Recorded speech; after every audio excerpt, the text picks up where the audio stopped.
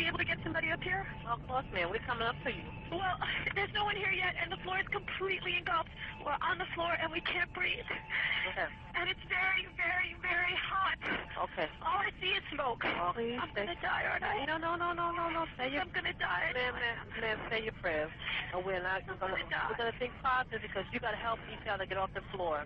I'm going to die. No, it's so hot. I'm burning up. Hello? Help! Hello, ma'am?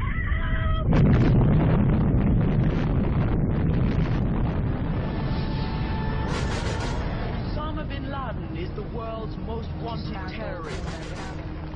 Many to fight the bin Laden's terrorist organization, Al-Qaeda, and punish those responsible. Punish. I want justice. And there's an old poster out west, as I recall, that said, wanted, dead or alive. If you go to the FBI website, they've got Osama bin Laden. And if you go to Osama bin Laden's webpage on the FBI Most Wanted Terrorist list, you find that he's been indicted for the 1998 attacks, but not for 9/11. And in fact, a number of journalists called up the FBI and said, well, look, why have you not connected bin Laden to 9/11? And they said, well, I'm afraid we just don't have the evidence.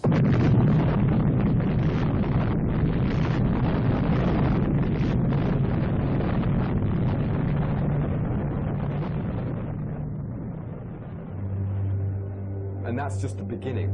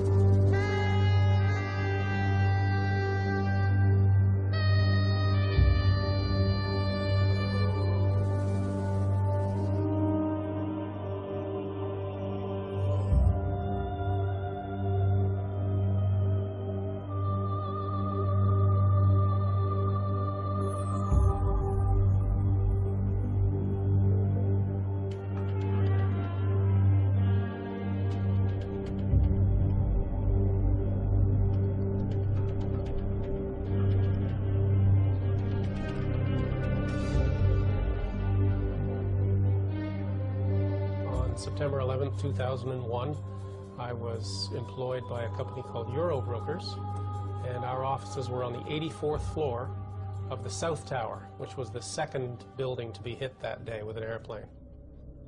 And I was working away at my computer, and at 8:46 in the morning, there was this loud boom.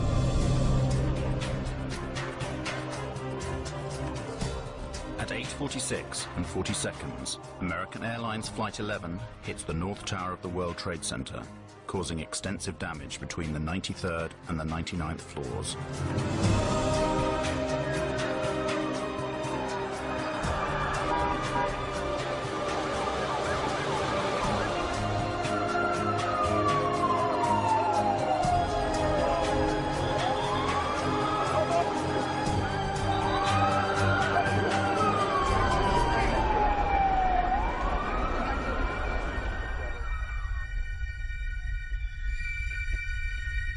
And the announcement from the Port Authority came, "Your attention, please.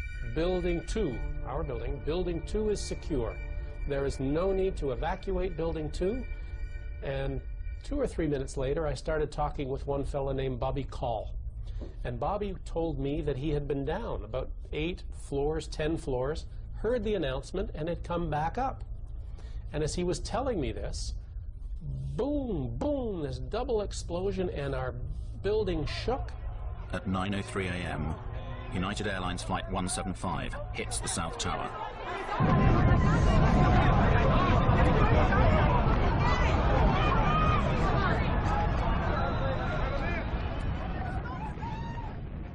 Everything just exploded in our room. Now, we're on the 84th floor. What I didn't know at the time was that the second plane had hit 6 floors below us on the 78th floor. So we're 6 floors above impact.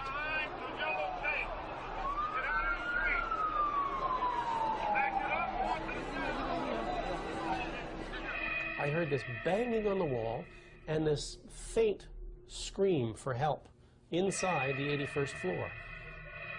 I hooked underneath him and I pulled him up. He said later that I was like Superman. And we came up and over and I fell back down on my back, and this stranger landed on top of me and he gave me this big kiss. We got up, dusted ourselves off, and I said, come on, let's go home.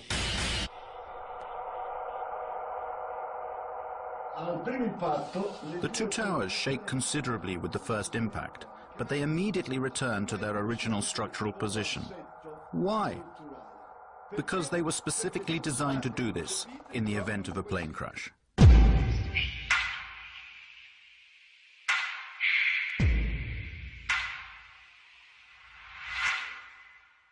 Towers were very solidly built. It's like a tree. You see, when you bend a tree, you have all these fibers in the tree, but they're interconnected. So when the tree bends, it can handle that motion.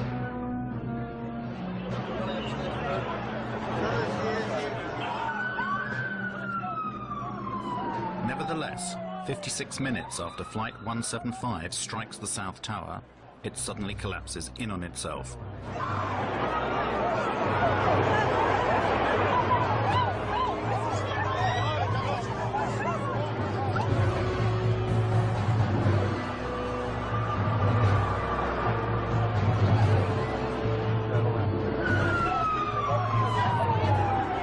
We looked back at the Trade Center, the tower that we just come out of. We started to see it, boom, boom, boom, boom, move. And we stared in disbelief as this took about 8 or 10 seconds for the whole tower just to go straight down and dissolved into its own ash.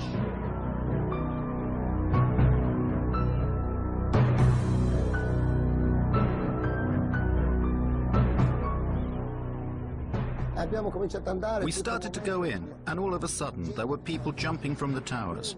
One jumped down and hit a fireman.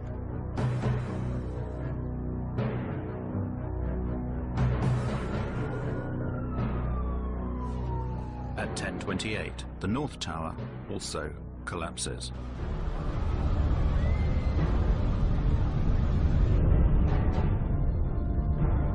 I threw away my oxygen mask to make me lighter. I started running because when I turned around, I saw the tower coming down. Then there was all this dust that got me. Not hit anybody as you drive.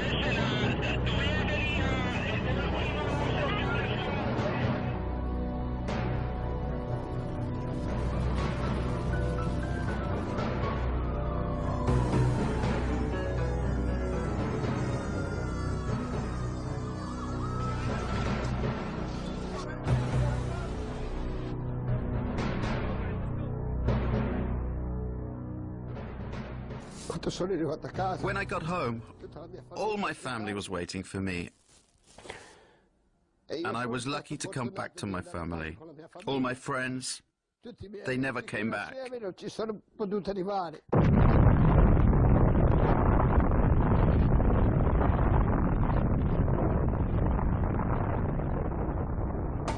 The official justification for the inexplicable collapse of the Twin Towers was written by the National Institute of Standards and Technology. Between 2002 and 2006, they studied the demolition of the World Trade Center, reaching the conclusion that the collapse of the towers was caused by the combined effects of the impact of the airplanes and the resulting fires started by these impacts.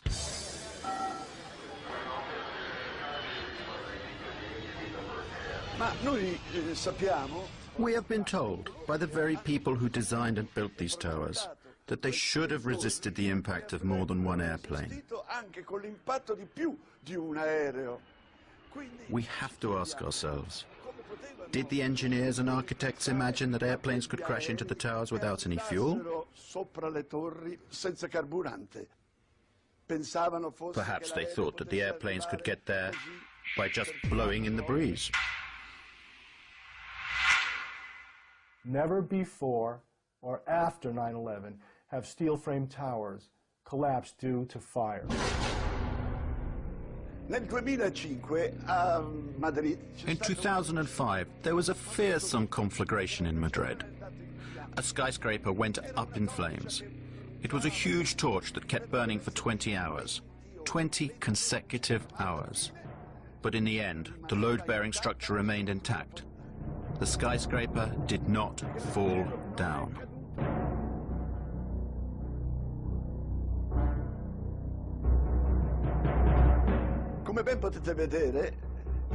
As you can see, the building is enveloped in flames.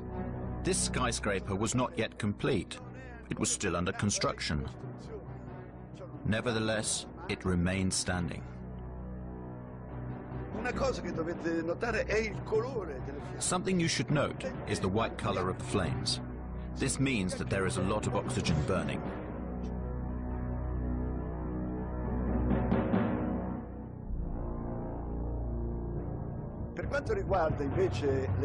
If you look at the flames coming from the two towers in New York, we can see instead that the flames are dark red and the smoke is black. The fires that were burning in these towers was a dark gray, a heavy, almost black gray smoke coming off. This implies an oxygen-starved fire. Nevertheless, 55 minutes later, the whole tower collapses.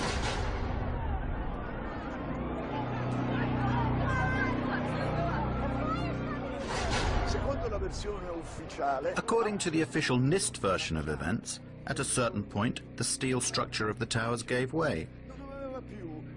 It no longer had the structural strength that it had at the beginning. And all of this was supposed to be because of the immense heat. And here is something difficult to explain. We know that at some point certain people managed to walk down from the top of this tower and cross the point where the fire was strongest. Somehow they reached the bottom of the tower. How did they manage to do that? I don't know. When I looked down there, I didn't see flames. I just sensed that it was the right thing to go and try and test it. We would go as far as we could until we were stopped by flames. And when we came to the 78th floor, the last layer was standing, but it was cracked. And there were flames licking up the other side of the wall like this. It wasn't a roaring inferno. I sensed that the flames were maybe starved for oxygen right there, you know, in the interior. We kept going, and we got onto the 74th floor. When we got down that far, normal conditions. The lights were on, fresh air coming up from below. So the temperature inside the building was not particularly high, as we can see from the presence of this woman who is standing at the precise point where the plane impacted.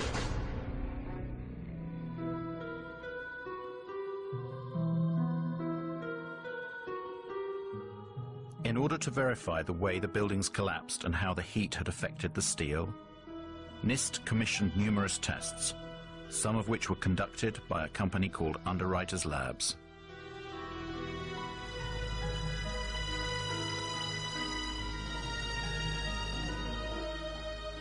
And Kevin Ryan, he's the former employee from Underwriters Laboratories who challenged the NIST report. And he went public with it. And within a week, he was fired from his job. We did test the floor models in August of 2004.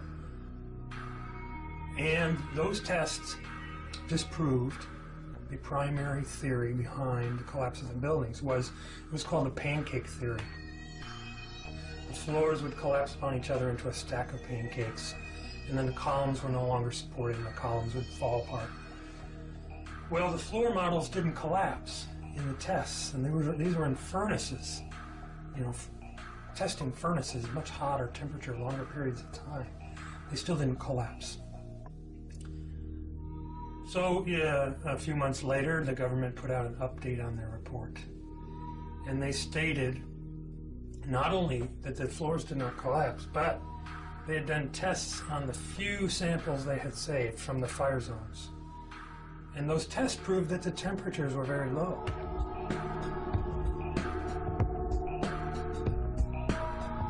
Temperatures were not hot enough to even soften steel. And yet, they're coming out with a summary statement that says that's what actually did happen, that the floors did collapse and the steel did soften.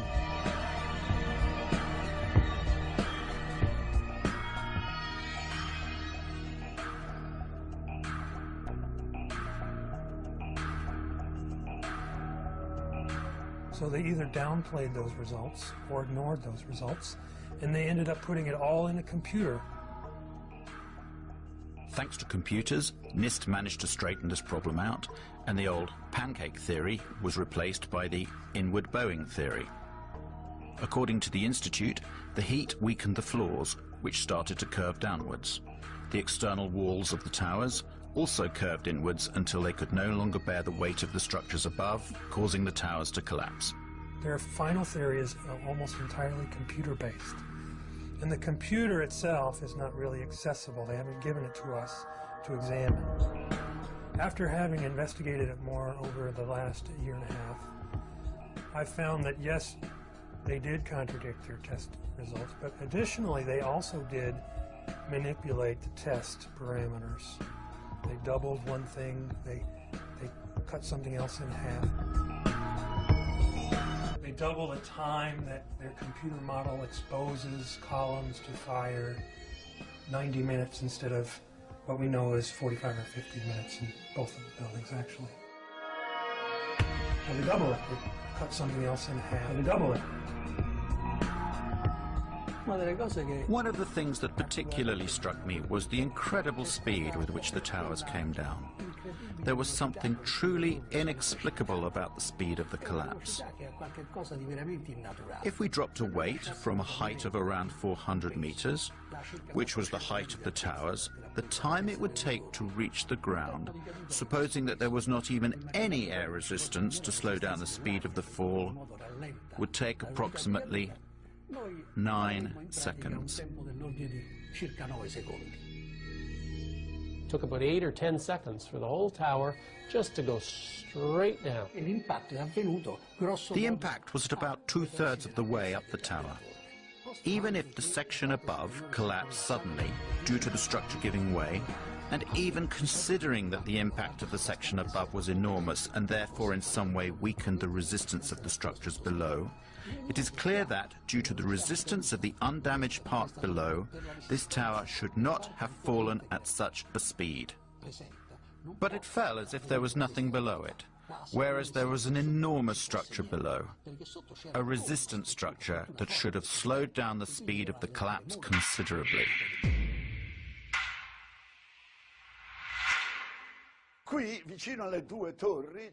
Here, close to the two towers, there was another large tower, which was hit by the debris from the tower that collapsed. This building, this huge, it was this 47-story building, was never hit by a jet. And yet it came down that same day, but 7 hours after the last tower fell, 7 hours later.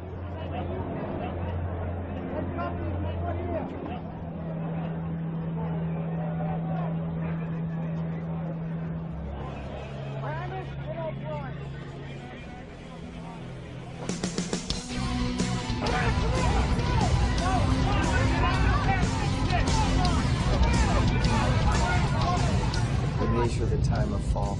The fall is almost free fall speed.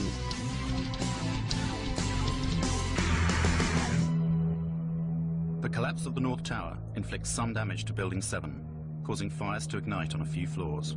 Even the official version admits that fire has a low probability of causing the collapse. But why does total collapse take place? And why does it occur at free fall speed? As I saw the collapse of World Trade Center 7, I realized this was something that needed to be studied and could not be ignored. Building 7 and the Twin Towers share one utterly bewildering similarity: the presence of molten metal found in the debris of all three buildings weeks after the collapse. Is this molten metal that we have now studied at length that came from these buildings and existed then in pools underneath the rubble of all three skyscrapers, both towers and Building 7. A metallographic analysis was conducted by a specialized institute. that examine the structure of a girder taken from ground zero. Quando sono state sfilate queste travi, la parte che era sotto le macerie pare.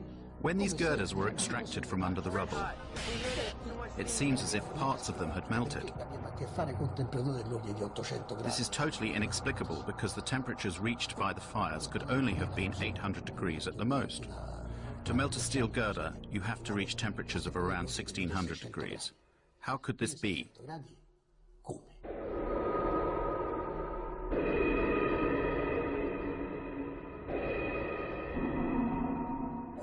At a microscopic level, if you examine the granular structure of the steel, one can detect the presence of an element that should not normally be present, and it is there in substantial quantities. It is sulfur. We're quite sure now where this molten metal came from.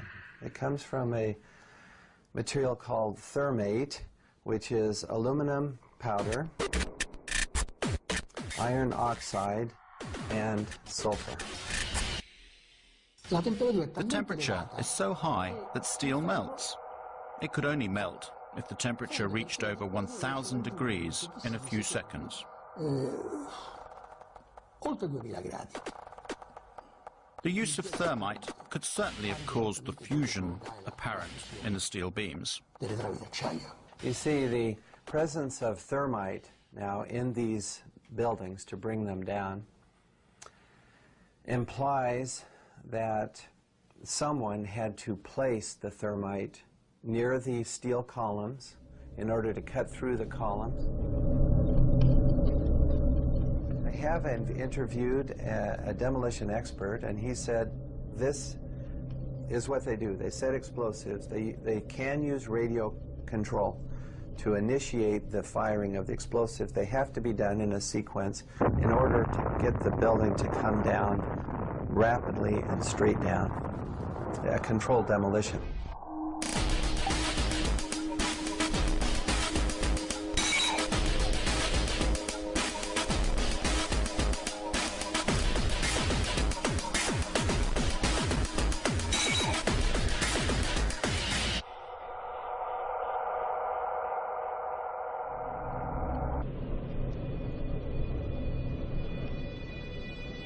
When the South Tower collapsed and blew into my apartment directly across from the World Trade Center, I saved the dust. I gave it to Stephen Jones. The dust that was provided by Mrs. McKinley is very interesting because it's like a snapshot of the residue being produced by the tower during its collapse. It's perfect. Now we look in the dust and we see metal droplets. And when I saw that, I thought, whoa. This is what I expect from thermite because I've done a number of thermite experiments and you get small metal drops being thrown out in all directions. And this is what we see in the dust now, these little metal drops. We also see barium.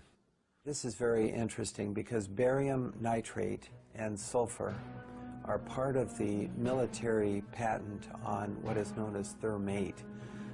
This is thermite with sulfur and barium nitrate added to make this material cut more rapidly through steel.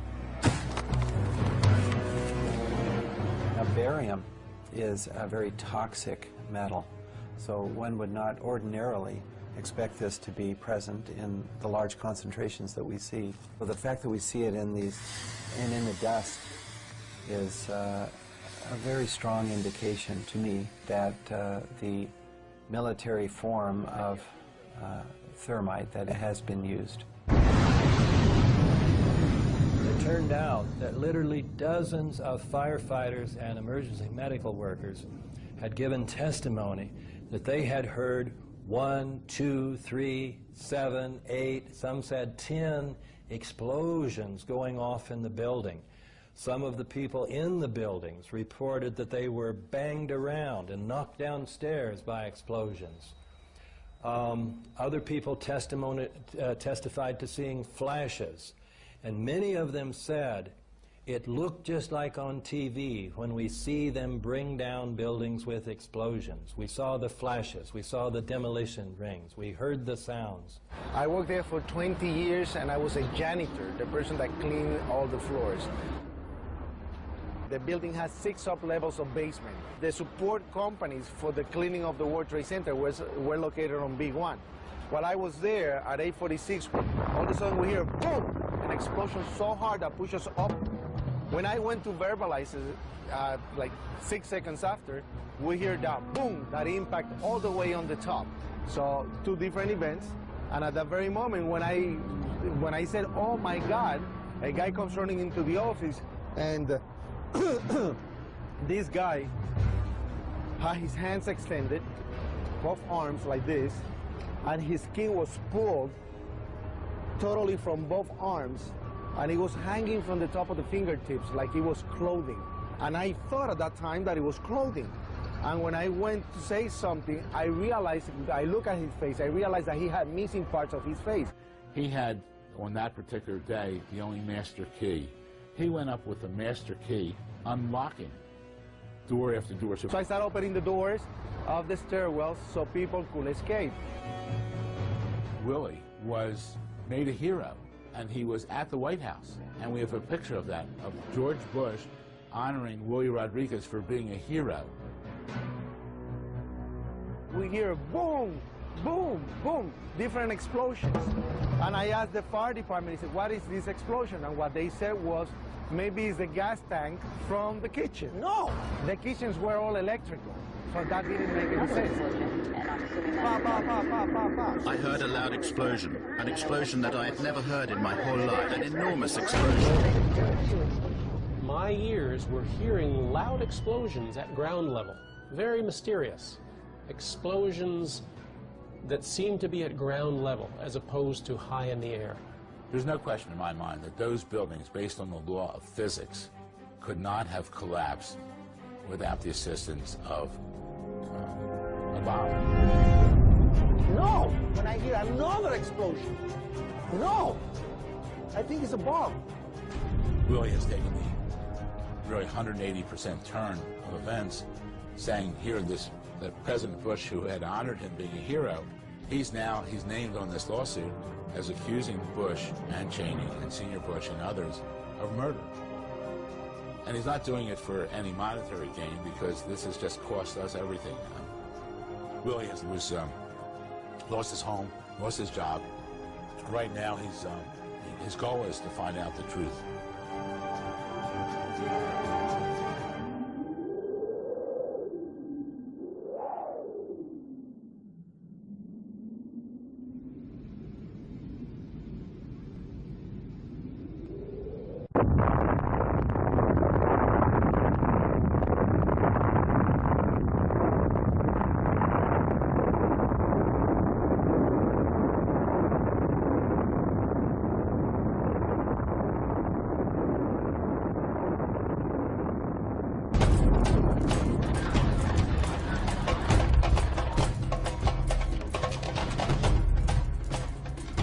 According to the official story of the 11th of September, at 9:37 a.m., American Airlines Flight 77 crashed into the Pentagon.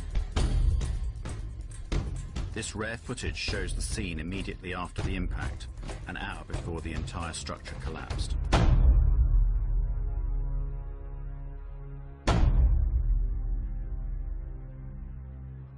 As you can see, it is a rather unusual scene. One would reasonably expect to see something of this sort. That is to say, pieces of the airplane, suitcases, debris everywhere, just like every other air crash on land. Instead, there is no substantial visual evidence of debris. I have been at some accident investigation sites in the Air Force, and I have never come across any accident scene where there's no telltale evidence of the airplane that crashed. Here we have airplane sites, crash sites, that give zero evidence. Where did the aeroplane go? Did it break up against the wall of the Pentagon? If it had done so, thousands of parts of the plane should have been scattered all over the disaster zone. You know, things like engines and landing gears, brakes and tires are very difficult to destroy. Very difficult, because they're made out of very high-tempered steel, and I don't believe the airplane could be made to go fast enough to pulverize those things. I've never seen that happen before.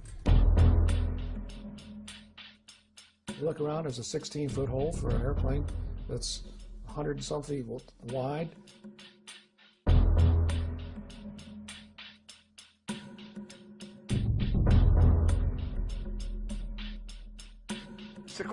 According to the official story, the American Airlines Boeing 757 disappeared inside this hole. Can you see it? 5 meters. I repeat, 5 meters in diameter.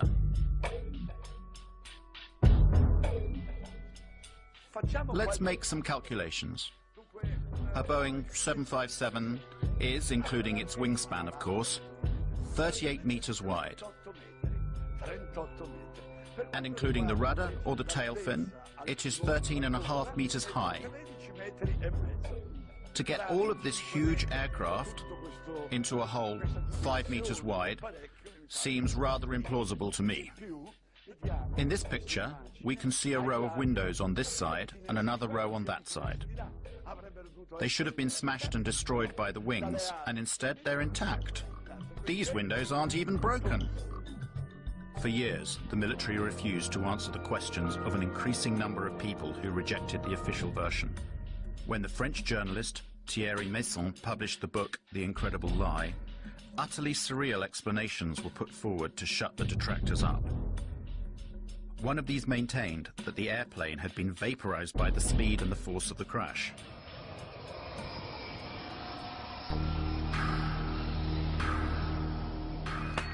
One very strange thing that doesn't make sense is the disappearance of various components of this Boeing.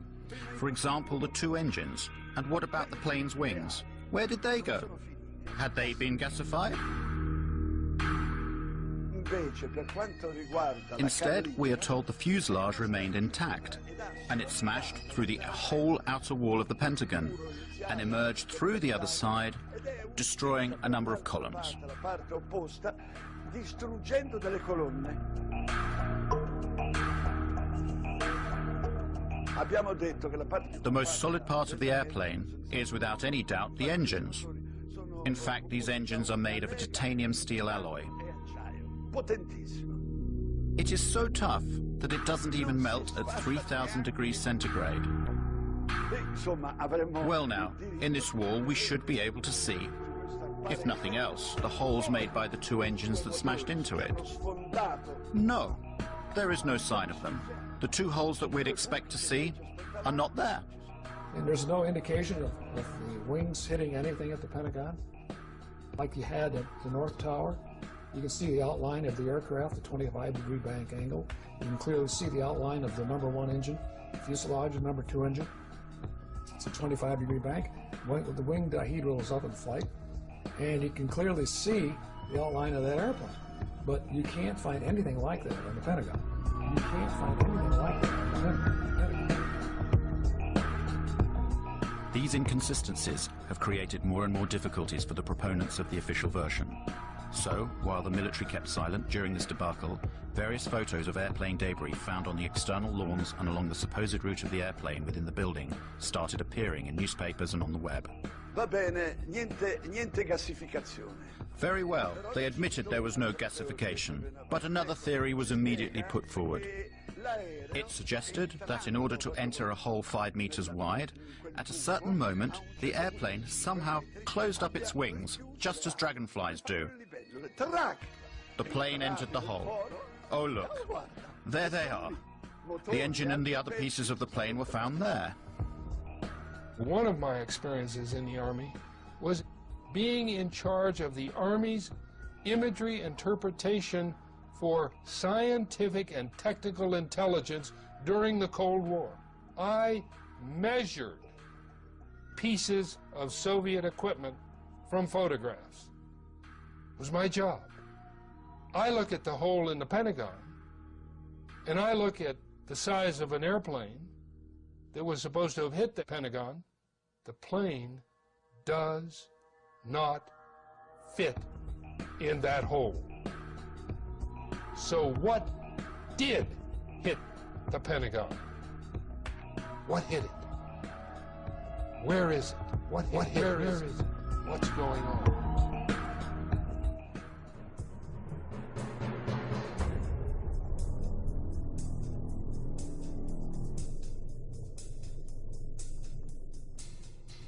General Arnold, that very morning, immediately after that alleged impact, ordered one of his fighter pilots to fly over and down to the Pentagon to look and see what he saw and to report back to General Larry Arnold himself. At that time, Major General Larry Arnold was Commander of Aviation at NORAD, North American Aerospace Defense Command, in charge of protecting the United States and Canada. His fighter pilot reported back to him that there was no evidence, zero evidence, of an impact of a plane at the Pentagon.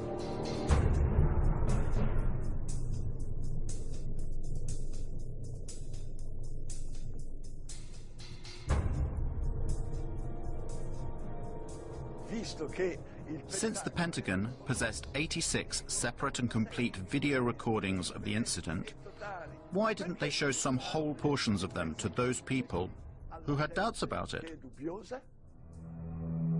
The FBI was immediately at the scene and took the surveillance tapes and confiscated 86 videotapes, both in the Pentagon parking lot, in the gas station, across the freeway from the Pentagon, in a nearby hotel, in all kinds of buildings that had their cameras trained in that general area.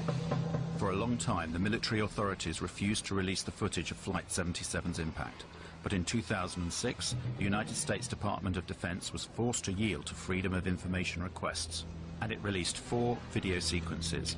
The video evidence from the Pentagon Citgo gas station and the nearby Sheraton Hotel are of no use.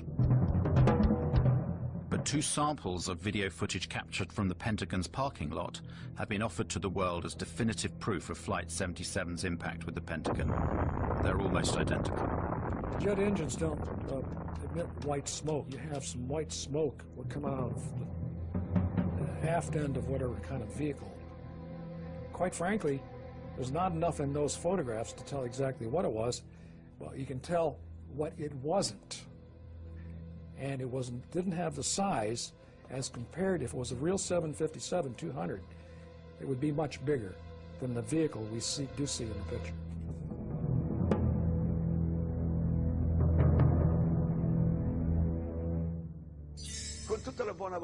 With the best will in the world, can you see an airplane here? The Pentagon tells us you cannot see the airplane because, unfortunately, it passed between one frame and the next.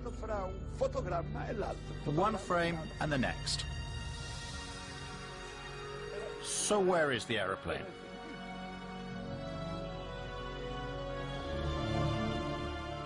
According to FBI agent Jacqueline Maguire, as you can see in this affidavit, only one camera took pictures of the scene, and those are the frames that we've already seen.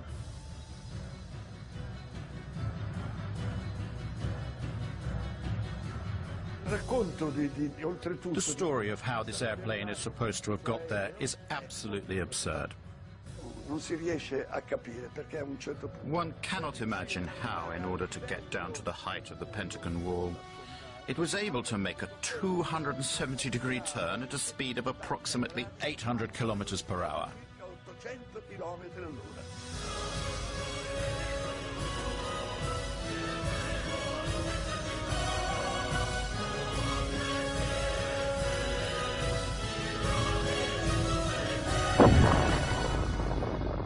That is a really difficult maneuver. And what I will say to you is that an experienced pilot with thousands of hours probably would have to take between 10 and 20 attempts. Skilled, thousands of hour pilot, probably 10 or 20 times before they would be able to pull off that maneuver. 757 is not designed to do that. 757 is designed to be basically a cruise ship in the sky. It's not acrobatic, so you just can't do that with one of those big airplanes. The air traffic controllers at the Dulles Approach Control When they saw this target come in and make this turn, they said, oh, that's a fighter. Because military fighters can do that.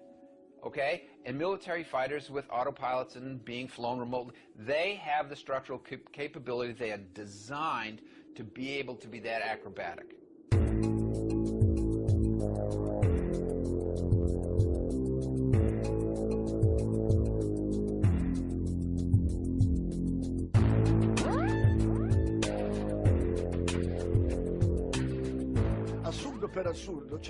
Absurdity of absurdities.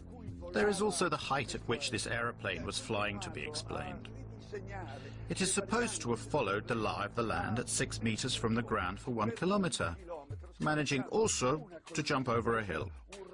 Then it went over a roadway, and it finally got there without making any other turns because by now there was no more space.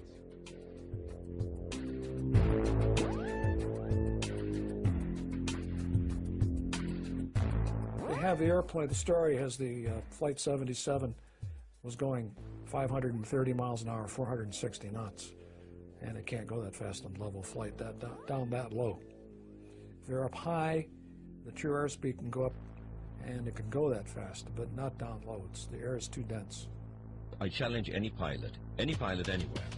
Give him a Boeing 757, tell him to do 400 knots 20 feet above the ground for half a mile. Can't do. It's aerodynamically possible. So the story of how the airplane hit the Pentagon just doesn't make any sense at all.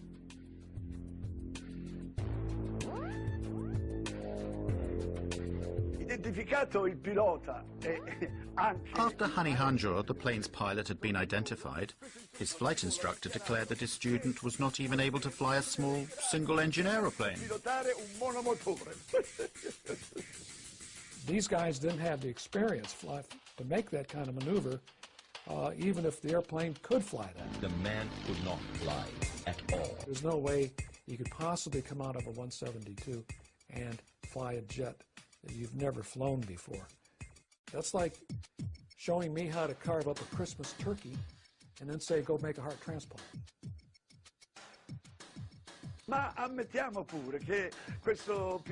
Even if we suppose that such an incompetent pilot had the opportunity to fly a Boeing 757, we still have to ask ourselves how he managed to violate the most heavily protected airspace in the world. Lo spazio aereo più protetto del mondo.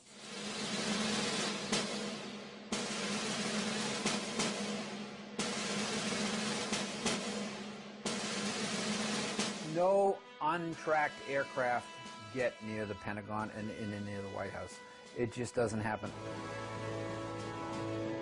In Washington, D.C., we have one of the most restricted airspaces in the world. It's called P-56. It has a separate radar tracking system and a separate military response system. P-56 is that restricted airspace that is around the Pentagon and the White House, and it is a highly, highly, highly sensitive area. There are supposed to be no unknown aircraft that can go through there. That has an air defense identification zone in a 50-mile radius around D.C., and then it has a protected zone 17 miles around the Washington Monument and an inner protected zone 3 miles around the Capitol. That space is essentially unbreachable. It has to be because of the importance of the buildings there. It's like an aviation no man's land. Nobody goes in there. Nobody. They have F-16 and F-18 jets at Andrews Air Force Base, about 10 miles south of D.C. They also have the 113th National Guard Air Wing at Anacostia Naval Air Station that can send scrambler jets up in a very short period of time. Both are in place that day. Neither one responds at all until after the Pentagon is hit. In addition to that, the Pentagon has its own defenses. If a plane, any kind of a plane, was coming in towards the Pentagon, why didn't the anti-aircraft missiles batteries that are there, why didn't they fire to protect the building? This is, after all, the most heavily protected building on the planet. That craft had to have been a military craft, because only the military craft put out a signal. It's called an Identify Friend or Foe IFF device. And only the military craft would be allowed to approach the building The two radar systems that the military radars, defensive radar systems, read are a civilian transponder and a military transponder. Military transponder is called IFF. Civilian aircraft do not have an IFF transponder. They are not given that capability, okay? So if there was a 757, American 757, that went into the Pentagon, for example, and it shut off its transponder, it didn't have a military IFF transponder on it. So it was a primary target. It's a primary target going into that airspace, should have been shot down. What I'm describing to you is a breakdown in standard operating procedure by FAA, NORAD, P-56, and the Pentagon, all on the same day, in the middle of, after 9/05, what was known nationally to be a terrorist attack. And it makes no sense. Nobody goes in there. This is, after all, the most heavily protected building on the planet. This doesn't make any sense at all. The Pentagon symbolizes our military power in the world. And they had hit it. And to this day, nobody knows what they hit it with, whether it was an airplane or whether it was a missile. And our government will never tell us. We just kept wait for the French to explain it. What hit it? What's going on? There is nobody anywhere at any point in this entire investigation that has said that is positively American 77. They suppose it, they presume it, they assume it, they say this is what we think it is. The controller, Daniel O'Brien, who saw the unidentified blip coming in from the west at a high rate of speed, had no way of knowing what it was, because the primary was a primary return only. The secondary radar, the transponder, was turned off. In order to identify a primary radar target, you have to have two-way communications between the pilot and the air traffic controller, and the pilot has to report over a certain geographical location, or you have to be able to tell the pilot in the airplane to make a series of turns. And then the radar controller can look at all of the primary targets on his or her radar scope and say, there's an aircraft, or there's a target that just executed the turns I told. Now I can positively identify the aircraft. That never occurred. It's huge. Now, if Flight 77 really did go off of the radar screen for 36 minutes, according to her testimony, then the airplane was no longer flying. Or it was low enough that it was out of radar coverage. One of the two. So, was the airplane landed at some place, some remote field? Then it does make sense that they'd lost the airplane for 36 minutes. But other than that, there's very little explanation for that. In the light of what we've seen and heard, it seems that the official version of 9/11 is not sufficient. We want the facts to be explained to us, and above all, we want them to be properly investigated. Basically, we want someone to finally tell us the truth. The United States government spends $892 billion per year to defend its citizens and its territory. It is the best protected country in the world, as President Bush has said. Nevertheless, on the 11th of September, the heart of America was attacked from the sky, and 3,000 helpless American citizens were killed in their own cities. If I had been sitting on that committee, the congressional committee examining 9/11, the one question that they could not get the Air Force to answer correctly, NORAD, was why the fighter planes did not go up automatically when the first planes were found to be hijacked. Anytime an airliner goes off course or loses radio communication or loses its transponder signal, anytime any one of those three things happen, the aircraft is supposed to be intercepted. On 9/11, All three of those things happened. And still, there was no intercept. Those planes flew around for from 20 minutes to an hour and a half without ever being intercepted. We have direct contacts with our air defense colleagues by means of direct connections that are controlled by this touchscreen apparatus. By pressing just one key here, the call is sent, to which the operator of the defense, in this case, answers directly. In the time it takes to answer the telephone call, around 2 to 3 seconds, the information can be already exchanged.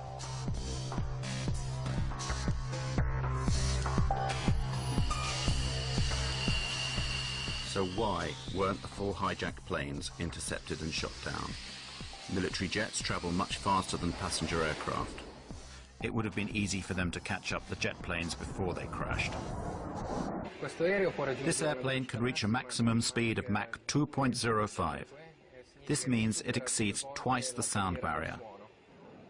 This is approximately 2,400 kilometers per hour.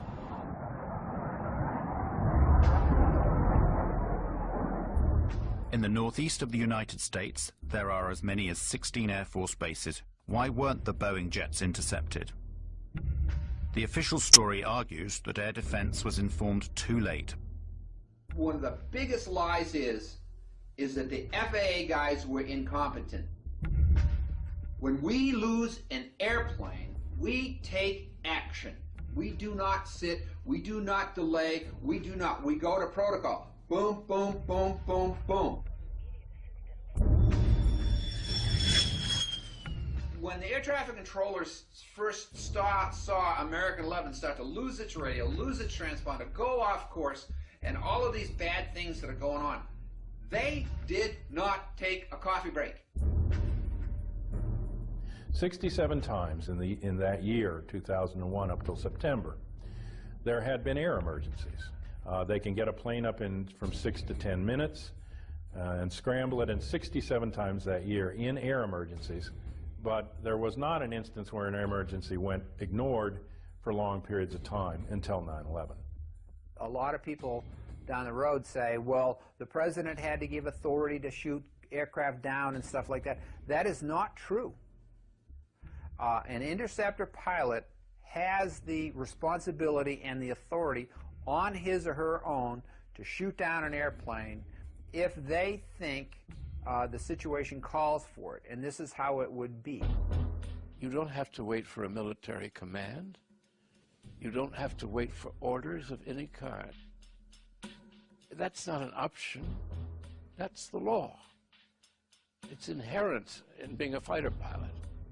You know that's what you have to do, unless somebody has told you to stand down. Before 1970, we had one form of scrambling aircraft, and it was immediate, bang, bang, bang. Then in the 1970s, we had some hijackings come into our civil airspace, and that wasn't a quick response.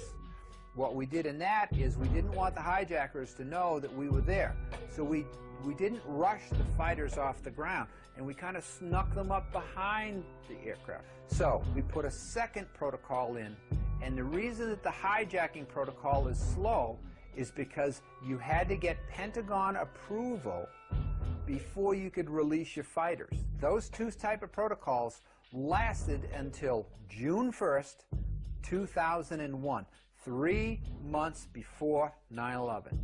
In June of 2001, Rumsfeld and the Pentagon and the military changed the procedures, and instead of having two protocols, one fast, one slow, they went to one protocol, slow.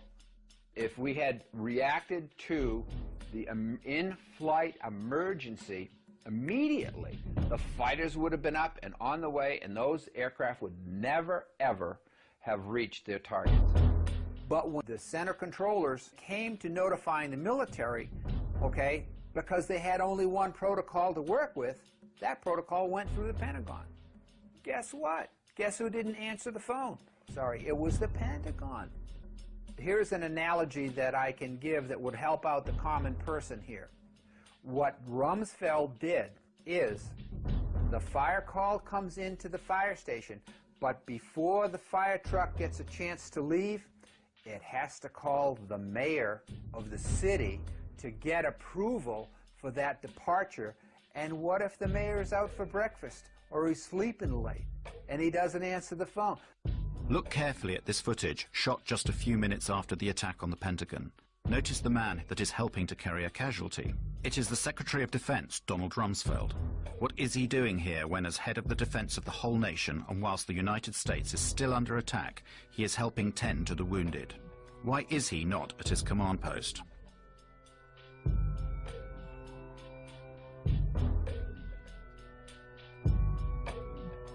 The phone calls went to the Pentagon. It went through the military, and the military was sitting there saying, oh, "Don't answer, don't answer that phone, whatever it might be."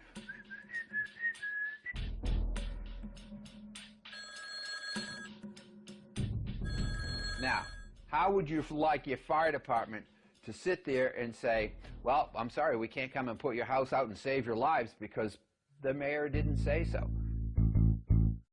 And on 9/12, they changed the protocols again back to the first protocol, which was the fast scrambles, and that's what it is today.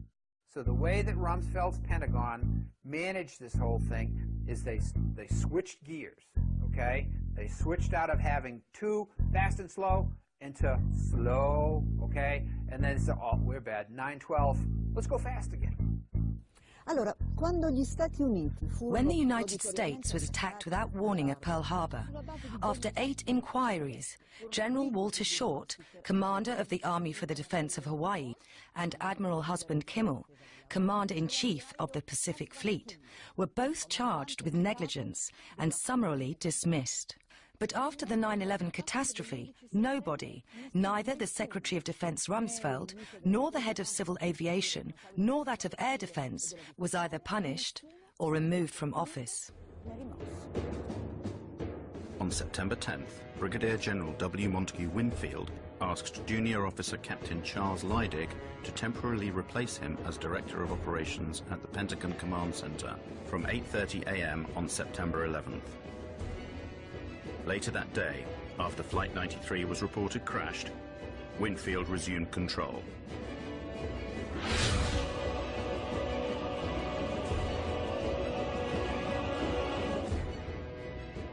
Captain Leidig had only just completed a course qualifying him to run the command center.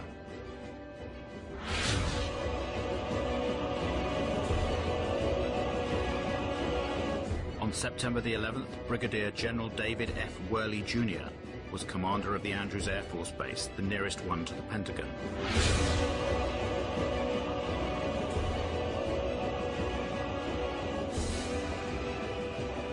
On September the 11th, Richard B. Myers, Vice Chairman of the Joint Chiefs of Staff, in the absence of Chairman Shelton, was the temporary head of all U.S. Armed Forces.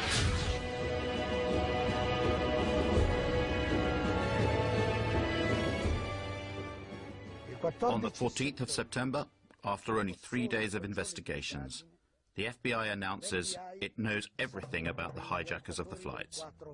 We have, in the last 24 hours, taken the manifests and used those as an evidentiary base, and have talked to many of the families of the victims, and have successfully, I believe, identified many of the hijackers on each of the 4 flights that went down.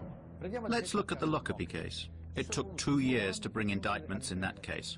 2 years. In this case, in only 3 days, the FBI provided the names of all the hijackers without providing any evidence that they were actually on the flights. On the 12th of September, the Attorney General of the United States, Mr. Ashcroft, declares to the whole world that the passport of one of the hijackers had been found, a few blocks away from the ruins of Ground Zero.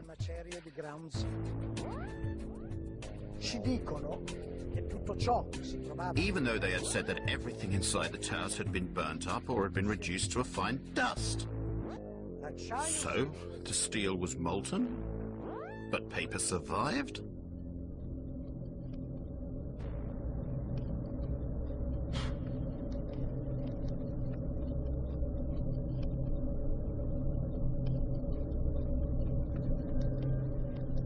Who were these hijackers?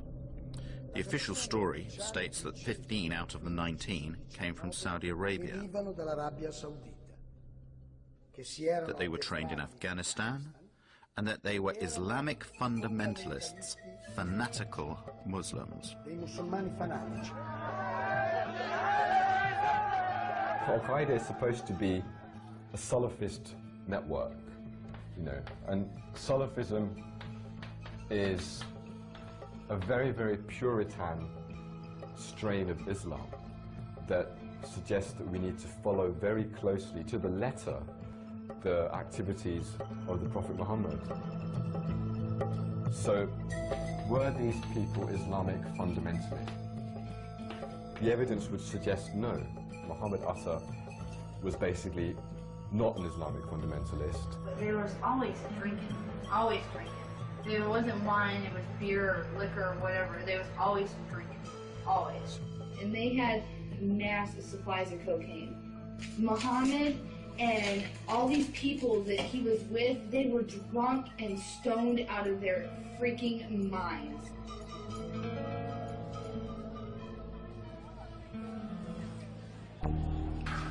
The identikits of the hijackers supplied by the FBI are truly bizarre. Each identikit corresponds to a number of persons. These persons are very different. They have different attitudes and different biographies. They live in different places, sometimes at the same moment. This is not the behavior of an Islamic fanatic who is about to commit a suicide martyrdom operation. Prima che l'Atta che risiede ad Amburgo in Germania, according to the official version, before Atta, who lived in Hamburg, Germany, moved to the United States, his American namesake was visiting an office of the Department of Agriculture, where he spoke to an employee to request a loan of $650,000. With this loan, he wanted to rent a small aeroplane and attach a large tank of chemicals to it. Upon the refusal of the woman to give him the loan, he began to threaten her, saying he would cut her throat. Then he told her he was an American Airlines pilot.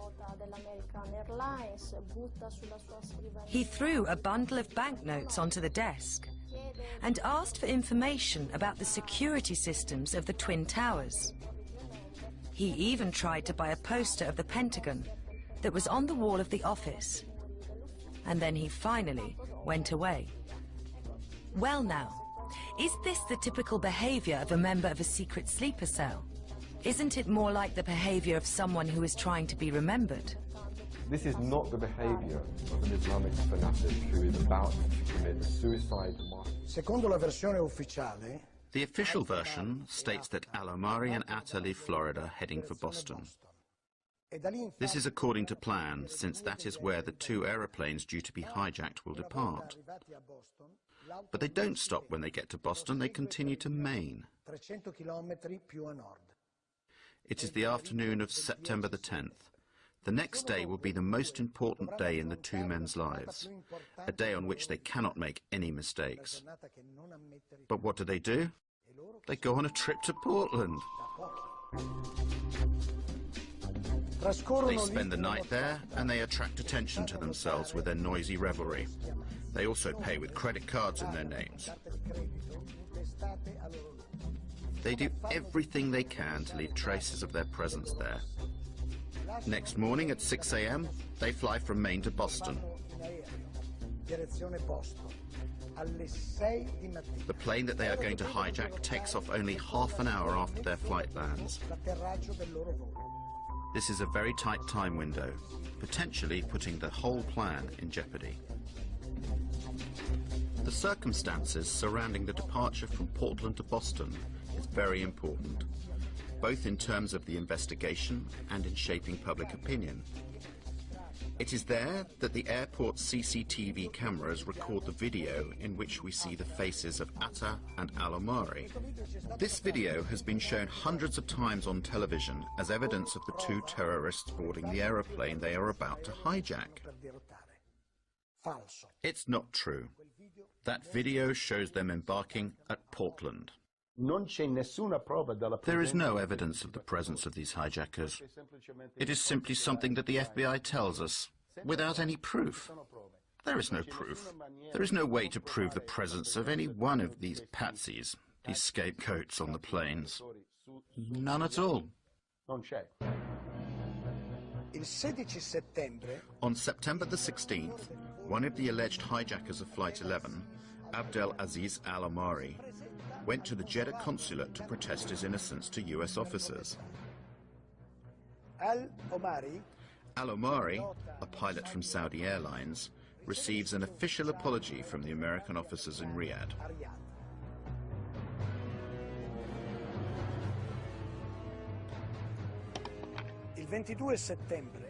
Then, on the 22nd of September, Walid al-Shahiri announces he is still alive. He too is supposed to have hijacked Flight 11. From his house in Casablanca, Morocco, the impertinent al-Shahiri declares his innocence. The following day, the 23rd of September, the Daily Telegraph publishes the protestations of innocence of Saeed al-Ghamdi and Ahmed al-Nami, both of them still alive and well, and pilots for Saudi Arabian Airlines.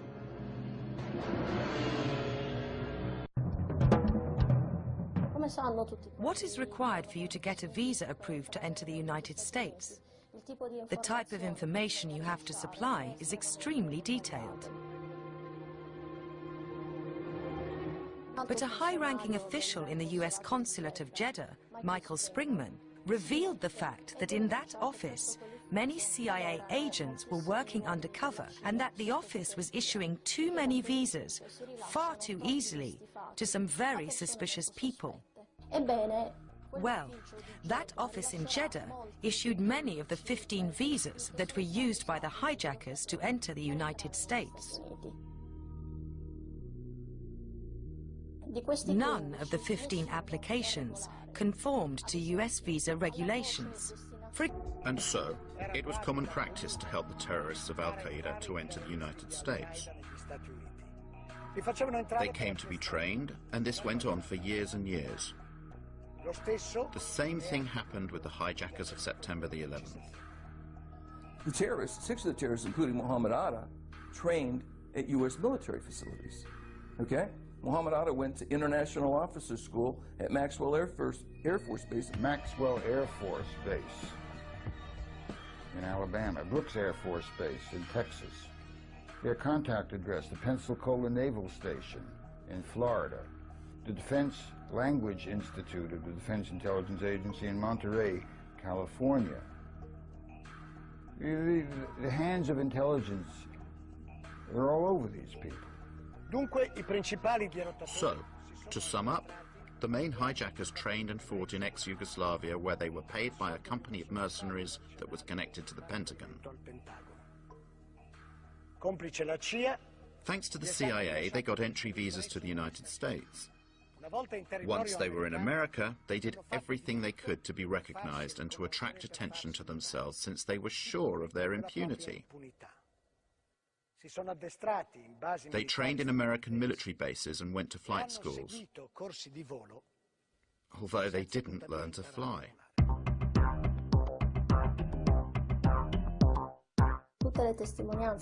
All the testimony about these lessons indicate that these men were completely incapable of maneuvering even small aeroplanes. For example, Mohammed Atta hired an aeroplane from a flight school, but he was not even able to take off. So he left it there on the runway and went away. Regarding 2 other pilots, their instructor, Rick Grazer, said to investigators and the press that he could not understand how these 2 could have maneuvered an aeroplane. His exact words were that it was like Dumb and Dumber in a plane.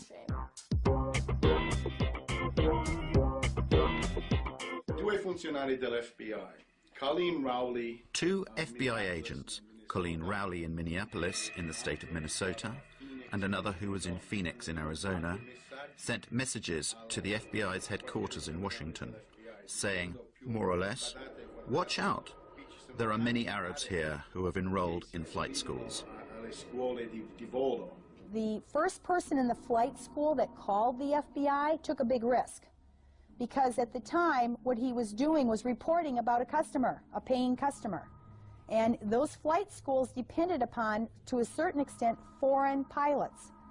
And so now he's reporting about a paying customer. You know, this person is very suspicious. A list of facts that pointed to Moussaoui being a terrorist. He wanted to learn to fly but not take off and land. I have never seen such a unusual person seeking flight instruction.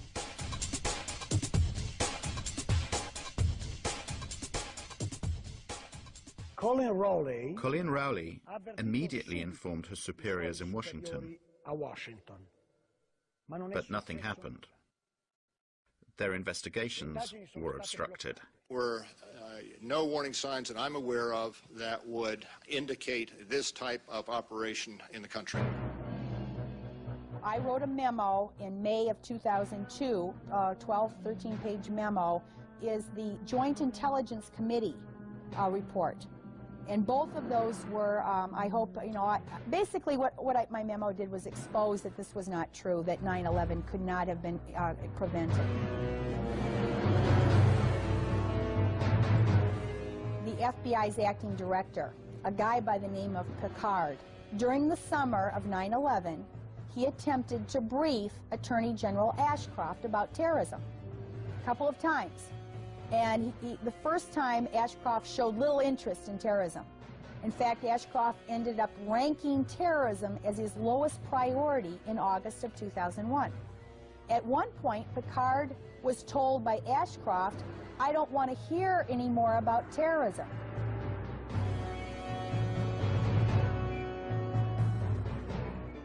We received these audio tapes that were obtained 3 months before September 11, 2001, from a different field office, Iranian informant who'd been on FBI's payroll for 10 years, since about 1991, 1992, in April 2001. And in April 2001, this informant told the FBI that on a separate issue, he had obtained information about Al-Qaeda, bin Laden, issuing an attack in the United States that would involve 5 major cities, and it will involve airplanes, and that the attack was going to take place within the next few months.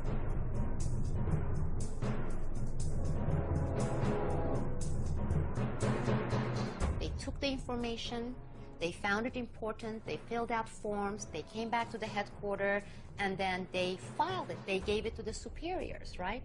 Nothing happened. 2 months later, they met with the same informant again.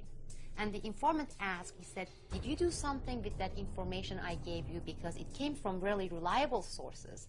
And the agent said, yes, we gave it to our superiors. Well, nothing happened. Nobody followed up on this. They discovered Ramzi Youssef's computer with the Bojinka plan in 1996 in the Philippines. It talked about taking hijacked planes and running them into the Pentagon, the White House, the Capitol, the CIA headquarters, and the Twin Towers. The Pentagon staged an exercise a year before, in October of 2000, at the site with the Arlington County Fire Department to simulate a plane running into the Pentagon and how the fire responders would get there and what they would do. So this was not outside the box or, you know, out in the blue. They not only expected it, they prepared for it.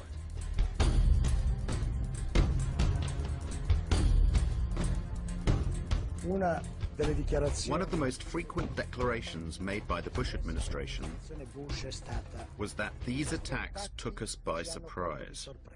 I don't think anybody could have predicted that they would try to use an airplane as a missile, a hijacked airplane as a missile. I don't think the prior government that could envision flying airplanes into buildings on such a massive scale. Secondo USA Today, dal 1999 According to USA Today, in 1999, the American Air Force conducted special exercises 4 times per year in which the hijacking of civil aeroplanes by terrorists was simulated. The selected targets were the Twin Towers and the Pentagon.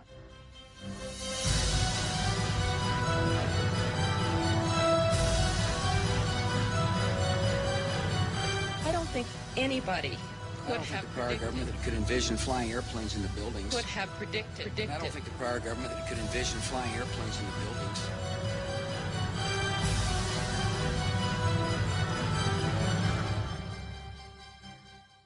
On the 11th of September 2002, the New York Times wrote, "1 year later, the public knows less about the circumstances of 2,801 deaths at the foot of Manhattan in broad daylight than people in 1912 knew within weeks about the Titanic."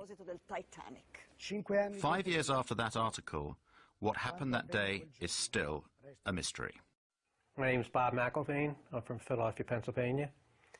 I lost my son Bobby, who was age 26, on September 11th, 2001.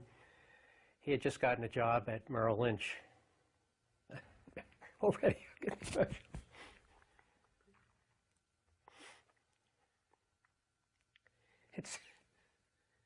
It always hits you blind. And,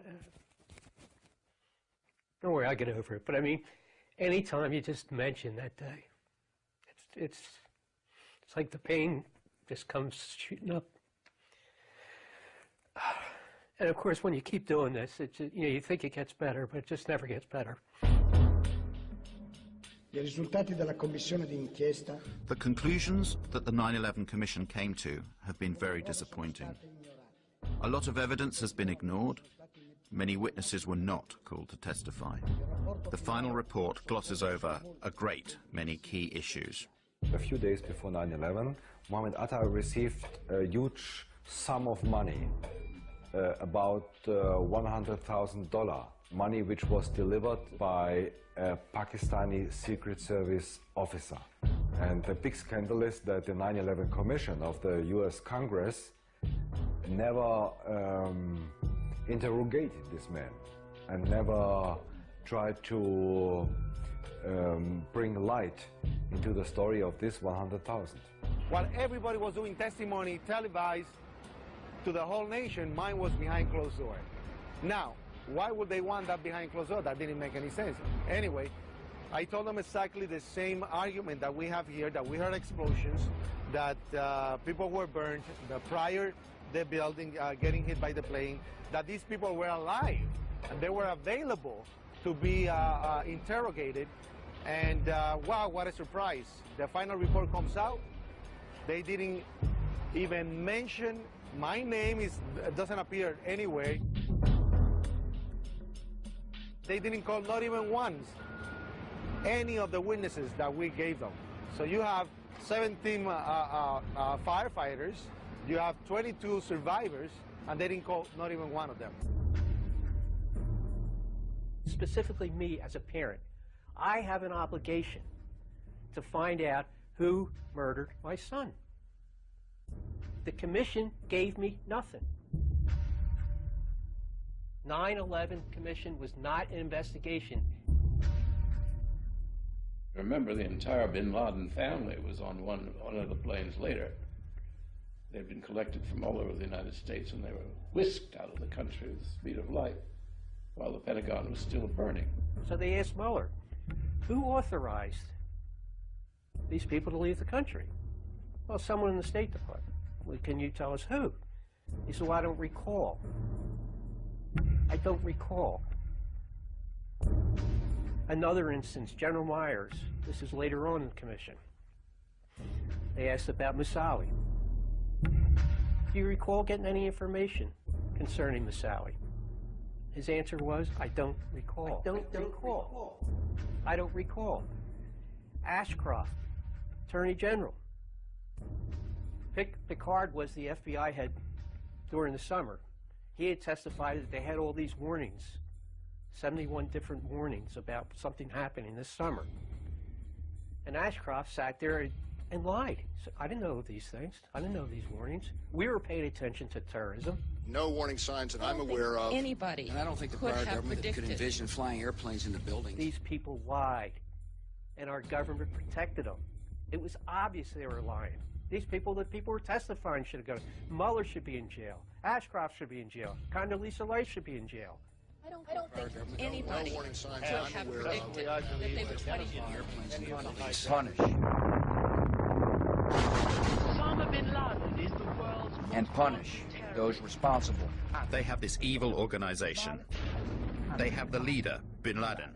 Punish. Dead or alive. They have a secret network in the caves of Afghanistan. Tonight, the United States of America makes the following demands on the Taliban. Deliver to United States authorities all the leaders of Al-Qaeda who hide in your land.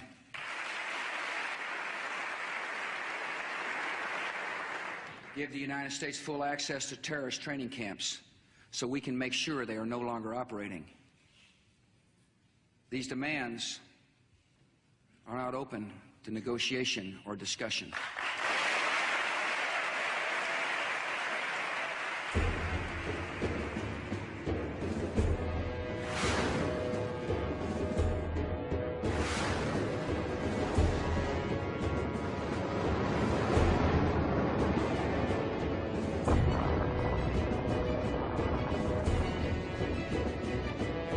Obviously, they will never catch bin Laden, because then everybody will think the war on terror is over.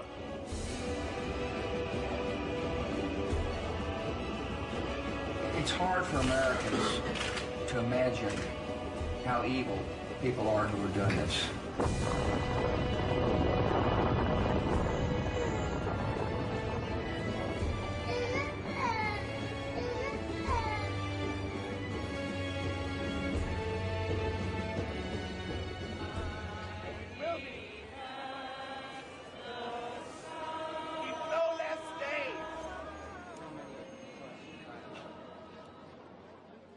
I'm not a conspiracy theorist. I'm a parent looking for the murder of my son. And you have to be a moron to think that 19 Arabs did it. Again, my dogs know better than that. So that's very important. Put yourself in my shoes and think of your child being murdered. And you've never had an investigation. Well, how would you feel if they refused to investigate the murder of your child?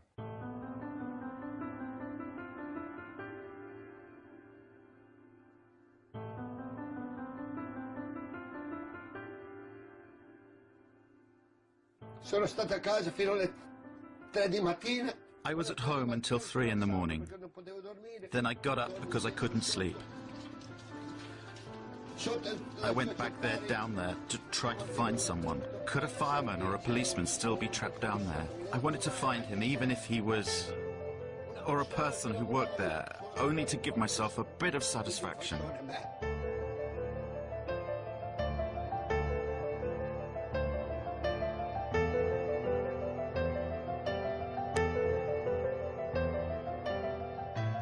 Sono stato laggiù per 9 giorni a fila. I was down there searching for 9 days, but I didn't find anyone alive. I went down there for nearly a year and a half. And if I wasn't down there working and searching, I was at funerals. They took my friends from me. They took my job from me. And I really loved that job. And they took my health from me. I do not want people to forget that day.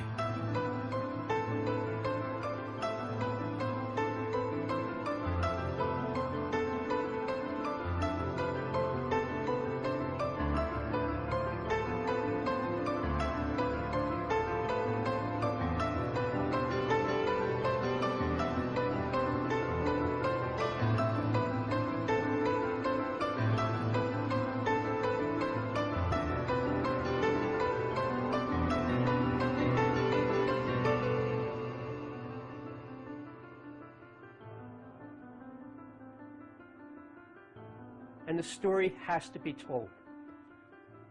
Problem with Americans, it's like a big iceberg.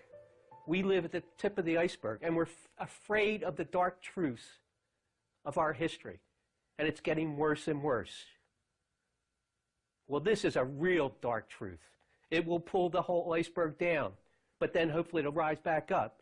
But we have to learn the truth, or this country isn't worth anything. All that history is lame, and the people should be ashamed of themselves for not seeking the truth.